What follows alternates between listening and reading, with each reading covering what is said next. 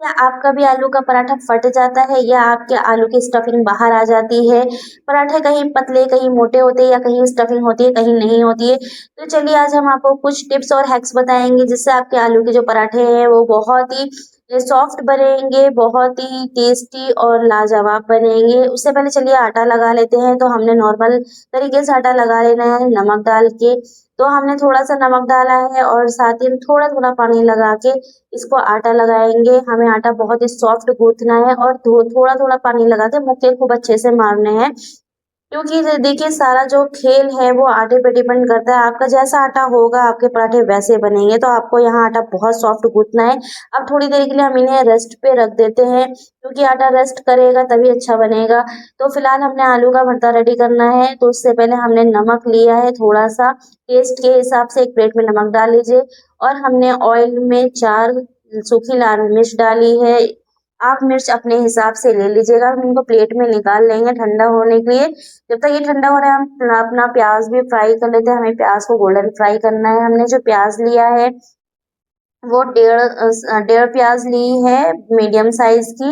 आप बड़े साइज के 2 प्याज भी ले सकते हैं। प्याज जितना ज़्यादा डालेंगे आपका भरता उतना ही अच्छा बनेगा। तो जब तक हमारा जो प्याज है वो गोल्डन फ्राई हो रहा है, हम चलिए जो मिर्ची है इनको अच्छे से चूर कर लेते हैं। हाथ से ही हमें इसे क्रश करना है और बिल्कुल नमक के साथ में इन्हें बहुत ही अच्छे से चूर कर लेना है। देखिए, जो आलू के पराठे हैं, वो आपके तभी अच्छे बनेंगे जब आपकी स्टफिंग अच्छी होगी। दूसरा आपका जो आटा है, वो अच्छा गूँथा होगा। क्योंकि अगर आपकी स्टफिंग अच्छी नहीं होगी तो पराठे में टेस्ट नहीं होगा। पराठे में टेस्ट और जायके के लिए स्टफिंग का अच्छा होना बहुत ज़रूरी है। तो देखिए हमने आलू जो है वो हाथ से क्रश कर लिया है। इसमें एक भी गुठल नहीं होना चाहिए। पहला आटा फटने का जो रीज़न होता है वो आलू में अगर गाँठें पड़ी होती हैं, गुठल होता है तो आपके पराठे फट सकते हैं। इसलिए आपको अच्छे से उसको जो है क्रश करना है। अभी हमारा जो प्याज़ है वो गोल्डन फ्राई हो गया। अब इनको हम प्लेट में निकाल के फैला देंगे ठंडा होने के लिए और आप अच्छे से इन्हें हाथ से मिर्ची और नमक के साथ क्रश कर लेना है ताकि जो प्याज़ है सारा चूर हो जाए। अब हमने आलू का भरता डाल दिया है, साथ ही हमने इसमें थोड़ा-सा अमचूर पाउडर लिया है, थोड़ा-सा चाट मसाला और थोड़ा-सा ही ज़ीरा पाउडर डालना है इसमें। जीरा पाउडर जो है वो भुना हुआ है, साथ ही थोड़ी-सी हमने धनिया डाली है। बस इनको अच्छे से हाथ से मिलाते हुए हमें मिक्स कर लेना है और ध्यान रहे इसमें एक भी गुठल नहीं होना चाहिए। अच्छे से सबको मिला लीजिएगा, मैशर हो तो मैशर से मिला लीजिएगा, बहुत ही बेस्ट होगा। अभी हमने कढ़ाई में ना थोड़ा-सा जीरा और हींग भी ऐड किया था, वो जब क्रैकल हो जाता है तो उसके बाद में आपको भुर्ता भी इसमें ऐड कर देना है और अच्छे से चलाते हुए मिक्स कर लेना है। भुर्ता जो हमने जीरा और वो हींग है वो हम नहीं इसमें दिखा पाए क्योंकि वो क्लिप मिस हो गई थी मुझसे। फिलहाल हमने भरता जो है कढ़ाई से बाहर निकाल लिया है, हमारी स्टफिंग ठंडी हो जाएगी तो उसके बाद हम रोटियां बेलेंगे। देखिए हमारा जो आटा है वो रेस्ट कर चुका है। तो अब हम आपको दिखाते हैं कि हमें पराठा बेलना कैसे।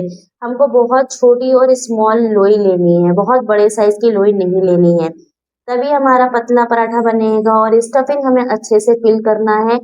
स्टफिंग ज़्यादा होना चाहिए, आटे की क्वांटिटी कम होनी चाहिए। अभी देखिए हम दोनों साइड से पराठे बेलेंगे, हमारे पराठे कहीं से भी फटेंगे नहीं। मेन इम्पोर्टेंट चीज़ यहाँ पे यही आती है कि लोगों के जो पराठे हैं वो बराबर नहीं बेल पाते हैं, उनके पराठे फट जाते हैं। तो देखिए हम दूसरा भी आपको बेल के दिखा रहे हैं, दूसरा भी नहीं फटेगा। देखिए मेरा एक पराठा ऑलरेडी हमने तवे पे चढ़ा दिया है, ये दूसरा पराठा है। आप मैं इनको बहुत सामने से नज़दीक से नहीं दिखा पाई लेकिन फिर भी आपको समझ में आ रहा होगा कि हमें कैसे पराठे रेडी करने हैं।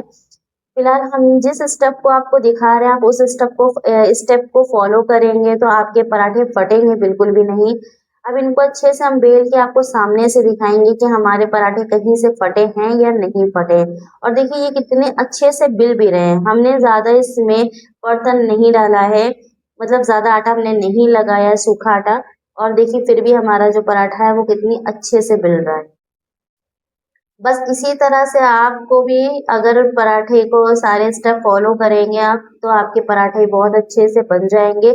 आपने देखा होगा कि मैंने स्टफिंग में ज़्यादा चीज़ें नहीं ऐड की लेकिन उससे भी जायका बहुत टेस्टी आता है और खाने में ये पराठे बहुत सॉफ्ट लगता है। पराठा देखिए मेरी जो रोटी बेली हुई है, देखिए कहीं से आपको फटी हुई नजर नहीं आ रही है, साथ ही आपको स्टफिंग ऊपर से नजर आ रही होगी। अब ये देखिए तवे पे मेरे पराठे पड़े हुए हैं, आपको इसमें कहीं से भी आपको मेरा पराठा फटा हुआ नहीं दिख रहा है। मैंने इसको देसी घी लगा के सेका है, देसी घी से भी टेस्ट अच्छा आता है और ऊपर से बहुत ही कुरकुरा क्रंची है और अंदर से बहुत सॉफ्ट है। खाने में बहुत ही टेस्ट और लजीज होता है ये। मैं आपको बैक टू बैक सारे पराठे दिखाऊंगी। मेरे सारे पराठे हैं जितने, सब के सब फूले हैं और स्टफिंग भी बराबर से हर मतलब हर जगह पे आपको मिलेगी। ऐसा नहीं कि बीच में स्टफिंग नहीं है। देखिए मेन प्रॉब्लम पता है क्या होता है, कहीं कहीं पे लोगों का क्या होता है ना, पराठों के बीच में स्टफिंग नहीं हो पाती है, क्योंकि जो हम पराठे को फोल्ड करते हैं ना, जब हम लोई को फोल्ड करते हैं, पैक करते हैं, तो उस जगह पे हम बहुत ज्यादा आटा रख देते हैं। तो आपको वहां पे ज्यादा आटा रखना नहीं।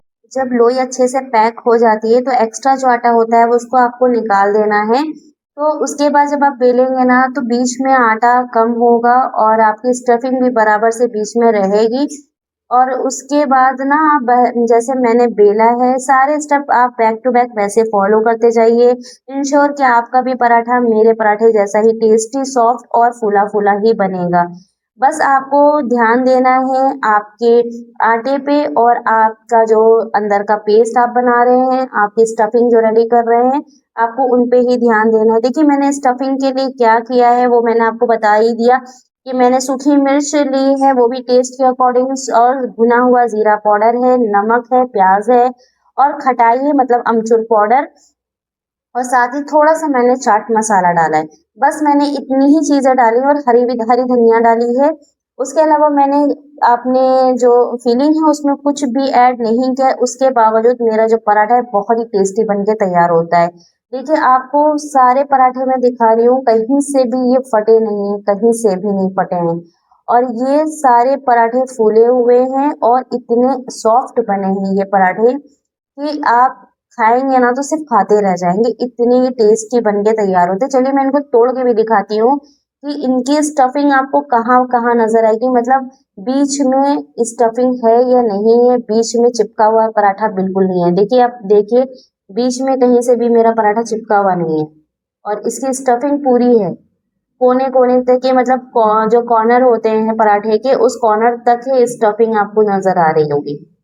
तो बस आपको भी ऐसे ही सारे स्टेप फॉलो करने हैं और अपना पराठा ऐसे ही बनाना है। ये देखिए बिल्कुल कॉर्नर तक ही स्टफिंग है। तो बस आपको लोई कम रखनी है, स्टफिंग ज्यादा रखनी है और मेरे जैसे मैंने बेल के आपको दिखाया वैसे ही बेलना है। अब आप इसको किसी के साथ भी सर्व करिए, दही के साथ सर्व कीजिए या चटनी के साथ सर्व कीजिए।